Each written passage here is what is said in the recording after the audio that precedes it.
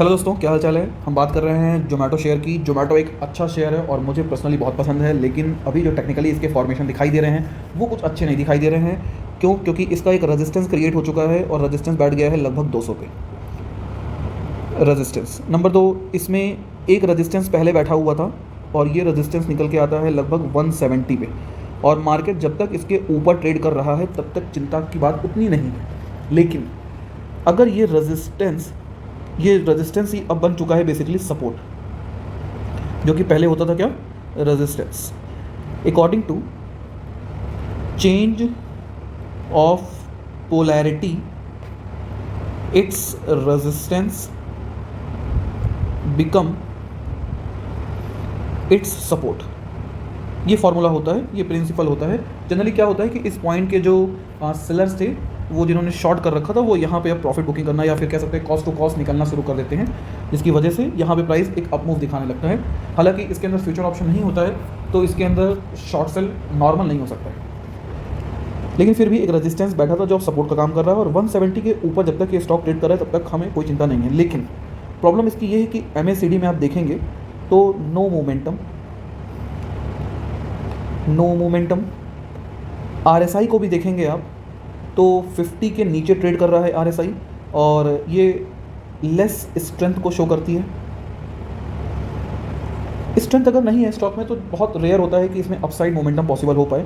और सिर्फ आप स्टॉक को ध्यान से देखिए, मतलब ना देखिए RSI, ना देखिए MACD, सिर्फ इतने ही स्टॉक को देखिए तो आपको इसमें दिखाई देगा ग्रीन कैंडल के रिस्पेक्ट में रेड कैंडल जो है वो काफ़ी ज़्यादा आई हैं।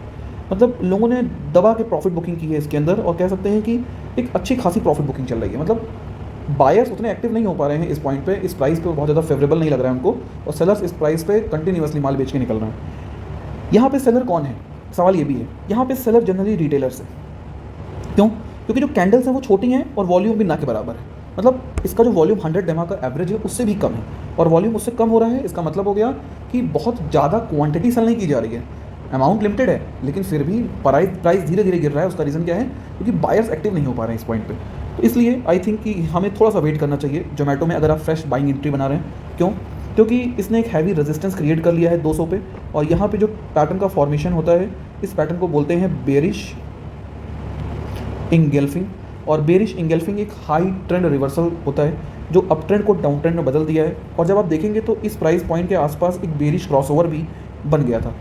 तो इसलिए मैं अभी सजेस्ट करूंगा कि इस स्टॉक से थोड़ा सा दूर रहिए अगर आपके पास नहीं है, और अगर आप ऑलरेडी इसमें इन है तो 170 को एज ए स्टॉप लॉस लेके चलिए। जब तक इसकी क्लोजिंग 170 के नीचे नहीं हो रही है तब तक कोई चिंता की बात नहीं है, अपसाइड मोमेंटम आ सकता है। लेकिन अगर इसकी क्लोजिंग 170 के नीचे हो जाती है तो इसका जो सपोर्ट निकल के आएगा, ये सपोर्ट निकल के आएगा आपका 146 का। क्यों? क्योंकि यहाँ पे आप देखेंगे तो एक पर्सिंग पैटर्न बना हुआ था, पर्सिंग पैटर्न। और पर्सिंग पैटर्न बेसिकली एक तरह का ट्रेंड रिवर्सल होता है जो डाउनसाइड मोमेंटम डाउनसाइड मार्केट में क्रिएट होता है। ये बेसिकली एक तरह से डिमांड को दिखा रहा है कि बुल्स ने मार्केट को लूज़ कर दिया, बेयर्स का कंट्रोल खत्म हो रहा है और बुल्स मार्केट को एक्टिवली अब कह सकते हैं बाइंग कर रहे हैं, जिसकी वजह से ऐसा पैटर्न बनता हुआ दिखाई देता है। इस पैटर्न के अंदर आप नोटिस ये करिएगा कि मार्केट जो ओपन होता है वो गैप डाउन ओपन होता है प्रीवियस क्लोज से, और उसके बाद बुल्स इसको एक्टिवली ऊपर ले जाते हैं। तो यहाँ पे बुल्स ने मार्केट को डोमिनेट कर लिया था। इसके बाद हमको एक अच्छी खासी रैली भी देखने को इसके अंदर मिल गई थी। ठीक है, बहुत आप कह सकते हैं कि विद इन 1 और 2 वीक बहुत अच्छा रिटर्न दे दिया था इस स्टॉक में। इसलिए ये जो एक पॉइंट है ये एक डिमांडिंग पॉइंट है। आप देखेंगे इसी पॉइंट पर बहुत ज़्यादा गैप भी क्रिएटेड है, जिसको हम बुलिश गैप भी बोलते हैं। बुलिश गैप और जापानीज इसको बुलिश विंडो बोलते हैं। बुलिश विंडो इस बात को बताती है कि इस पॉइंट पर कोई बहुत बड़ा इन्वेस्टर बैठा हुआ है जो डिमांड क्रिएट कर रहा है, बाइंग कर रहा है, और बहुत एग्रेसिव बाइंग कर रहा है। इसलिए इसका जो सपोर्ट निकल के आता है वो निकल के आता है 146, जो कि एक अच्छा बाइंग प्राइस भी बन सकता है आने वाले समय में अगर स्टॉक हमें यहाँ पे दिखाई देता है तो। हालांकि अभी जो स्टॉक चल रहा है वो 179 पे चल रहा है, और आई डोंट थिंक कि ये सही बाइंग प्राइस है। ये अपने 50 डेमा के नीचे ट्रेड कर रहा है, और 50 डे मूविंग एवरेज के नीचे जब ट्रेड कर रहा है तो ये एज अ रेजिस्टेंस बिहेव भी करने लगा है। और जब ये रेजिस्टेंस की तरह बिहेव करने लगा है तो जब तक इसको क्रॉस करके ऊपर क्लोजिंग नहीं देगा तब तक हम बहुत ज़्यादा बुलिश नहीं हो सकते हैं इस स्टॉक के अंदर। आई होप आपको ये टेक्निकल समझ में आ गए होंगे। अभी मैं कहूँ तो बाइंग के लिए अभी बहुत एग्रेसिव मत होइए, जोमेटो से दूर रहिए। इसमें हमें फ्रेश ब्रेकआउट देखने को मिले तब हम सोचेंगे इस बारे में, या फिर हमें ये सपोर्ट के आसपास दिखेगा तो हम सोचेंगे क्या करना है स्टॉक में। आई होप आपको ये टेक्निकल समझ में आ गए होंगे। आपकी क्या राय है प्लीज़ कमेंट कीजिए, और आपने स्टॉक बाई कर रखा है तो किस प्राइस पॉइंट पे बाई कर रखा है प्लीज़ वो भी कमेंट कीजिए, मैं आपके कमेंट जरूर पढ़ूंगा।